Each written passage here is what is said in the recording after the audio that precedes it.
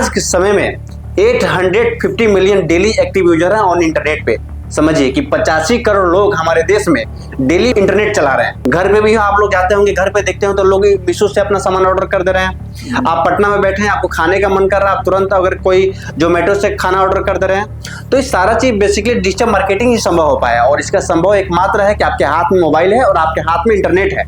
अब देखिए basically working का जहां तक सवाल है, तो जो भी कंपनियां हैं जैसे कि फूड डिलीवरी में अभी जिसकी हम चर्चा कर रहे हैं जोमेटो की, उसका अपना वेबसाइट है, उसका अपना ऐप है। तो ये सारी चीज कौन बनाता है? सारे लोग डेवलपर बनाते हैं। जो ऐप डेवलपर है वो बनाएंगे, जो जिस एजेंसी लोग के साथ काम कर रहे हैं सारा चीजें, तो सारे बेसिकली सब बनकर यही होता है। डिजिटल मार्केटिंग बेसिकली यही होता है कि हम लोग जिसके साथ काम करते हैं उनका सोशल मीडिया पर लाइक फेसबुक, इंस्टाग्राम, यूट्यूब पे उनके अकाउंट बनाते हैं, गूगल पर उनका अकाउंट बनाते हैं।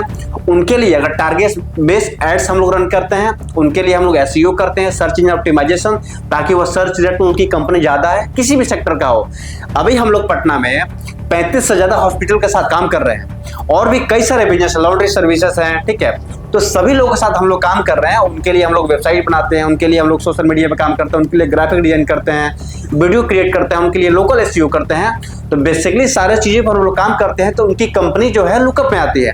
लुकअप में आती है बोले तो दिखता है, इंटरनेट पर दिख जाता। जी। अब समझिए कि आज के समय में आप गांव पे भी रहते होंगे तो लोग सोचते हैं कि हमारा तबीयत खराब हुआ है तो हमको बड़े डॉक्टर से दिखाना है, मतलब दिल्ली के डॉक्टर से दिखाना है। आप समझिए, आप मोतिहारी से हैं, आपके अगर लोकल इलाका में आपके गांव के लोग सोचते हैं कि हमको बड़े डॉक्टर से दिखाना है, और उसी आपके गांव में अगर एक किसी गुमटी में या किसी एक रूम में अगर आप दिल्ली के एमबीबीएस डॉक्टर को हम आकर के बैठा दें, उनको क्या किसी को पता चलेगा आज के दौर में? अगर वो मार्केटिंग ना करे तो। अगर वही बंदा आकर के अपना उसका मार्केटिंग, हम लोग डिजिटल मार्केटिंग करते हैं। समझिए आपके एरिया में आप हर किसी के घर में फोन है, हर किसी के पास इंटरनेट है।